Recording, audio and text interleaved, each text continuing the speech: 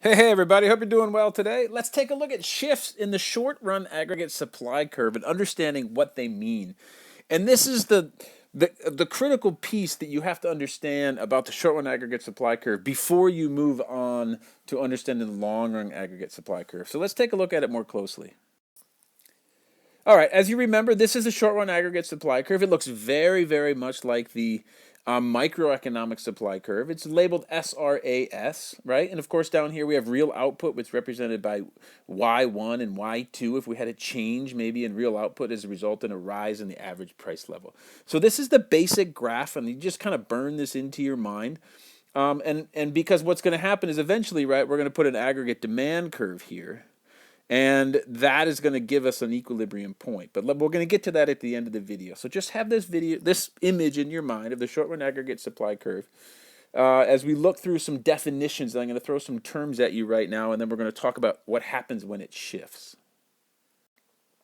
So the short run aggregate supply curve shows the relationship between the average price level and the level of national output under the ceteris paribus assumption. It's pretty clear, right? We assume that the factors of production costs remain constant. And if you think about just the microeconomic supply curve, if we have a change in the price level, of course, or the change in price, you're just going to move along the curve.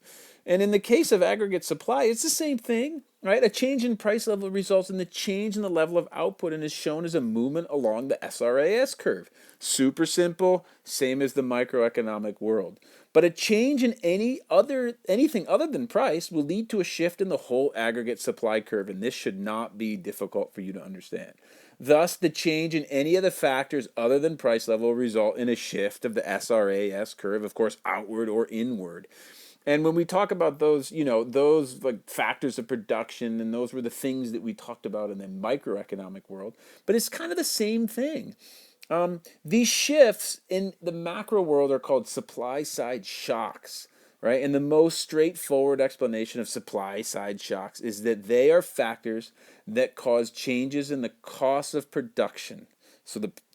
And similar to a microeconomic analysis, a decrease in cost results in an increase in aggregate supply, and while increasing costs in a decrease in aggregate supplies, right? So an increase in costs, or I'm sorry, a decrease in cost results in an outward shift of ag supply, while the increase in cost, of course, is going to result in an inward shift of aggregate supply.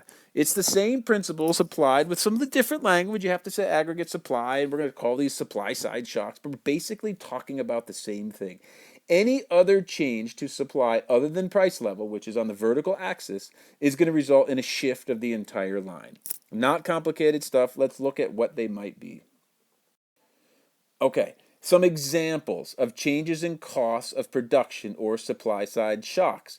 So anything that it makes up production is going to create a shift in these lines. So you have SRAS 1 here in the middle, and maybe there's an outward shift because of decrease in cost, or an inward shift, of course, because increase in cost.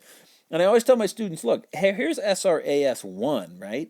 And if it hits here, and if costs go up, well, then of course the average price level is going to go up. That's simple. And if costs go down, average cost level is going to go, average price level is going to go down, right? Because there's a competitive market is the assumption, and therefore there's going to be an inward or outward shift. So a change in wage rates, an increase in wage rates, of course, will result in an increase in the cost of factors of production and therefore a fall in aggregate supply. So it'll shift inward. While the opposite is true if there's an increase in labor costs, right? So if labor unions in manufacturing industries, whose priority is usually to ensure good wages and working conditions for workers, were to negotiate higher wages for manufacturing workers, then this would result in a fall in ag supply, of course, an inward shift. Okay, so what about a change in the cost of raw materials? Well, it's simple. Any increase in the cost of raw materials is going to go outward, right? Or I mean, it's going to be an upward shift of the curve, or I like to think of it as inward shift of the curve, because of course cost levels used to be here, and if you take these lines and you draw them all the way down to the axis point, it's kind of easier. It's easier to see, and you can see that that increase in the cost of raw materials is going to go inward. And that's obvious. If you create computers, your Apple computers, and all of a sudden the price of copper goes up, and copper is the raw material that you use in order to create your computers, iPhones, all the other fun electronics we have, iPads, then yeah, of course, you're going to produce less. Why? Because it's more expensive. Super easy. Okay, a change in imports. And this point is linked kind of to the previous point in some ways. So if the capital raw materials used by a country's industries are imported, then a rise in import prices will increase the cost of production. So import prices. So this can occur due to changes in the exchange rate of a country's currency. For example, if the value of the euro falls, then this makes the import price of raw materials and capital used by European producers relatively more expensive. A better example, I think, at least in my life, is that I live in Santiago, Chile, and the peso, the peso has lost 25% to the dollar in the last 2 years. And that means that is a 25% increase in the cost of gasoline, pretty much. Why? Because it takes more pesos to buy that raw material, and most raw materials are priced in dollars or euros, some sort of internationally traded currency. And that has created a massive rise in the cost of production for Chilean firms. All right, what about the last one? A change in government indirect taxes or subsidies? Well, what do you think taxes are going to do? What do taxes do? They make things more expensive. Hello, it's super simple, right? Increase in taxes will create drop in supply, or an inward shift. An increase in subsidies, of course, that's free money, and that's going to increase supply outward. Okay, so that's some supply side shocks. You need to have these things in your mind. These are like the non-average price level determinants of aggregate supply, and I hate those terms. I just think it gets too wordy. Right? If that average price level in the economy changes, then it's going to be a shift along the curve.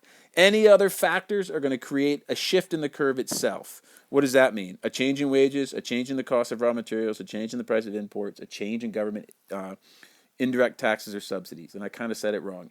If there's a change in price level, there won't be a shift of the line. There'll be a movement along the line. If there's a change in anything else, the line's going to shift. Why? In the very simplest form, because none of these values up here, none of these reasons are on the vertical axis, except average price level is. So if there's a change in average price level, you're just going to move along this line. Anything else, you got to shift inward or outward. If you think about it that way, it's super simple and clean. Okay? So, supply side shocks, there they go. Now, let's do the final little piece here and put the aggregate demand curve on this map. And here it is, combining aggregate demand with short-run aggregate supply. The economy will operate when aggregate demand is equal to aggregate supply in the short run, the SRAS. At the average price level, PL, the output produced by the country's producers is consumed. So this is the beautiful equilibrium between the short-run aggregate supply curve and the aggregate demand curve, PL and Y. PL1 we're going to call this, and Y1. And what we're going to add in the future is a long-run aggregate supply curve in the neoclassical sense, if we're looking at that, which is more than likely going to be out here somewhere, right? And the long-run aggregate supply curve is when the economy is working at full capacity. Right, and that cannot shift. That's why it's vertical. It cannot shift without a change in the quantity or quality of the factors of production. And I like to think of this as like the end point. We're going to see in certain cases it actually can go out for a short run and then come back for a short time and come back. Just like you can maintain an intense study habit. Like when you're heading for semester exams, you actually work beyond your long run aggregate supply of schoolwork, your ability to consume schoolwork, and at some point you're going to get shift backwards into that, back to within something that is sustainable, your regular capacity. All right, so there you have shifts in aggregate supply, and finally putting them all on one particular graph, and that makes us feel like we are making major progress towards our understanding of all things microeconomic. All right, I hope you enjoyed this video, and we shall talk with you in a bit.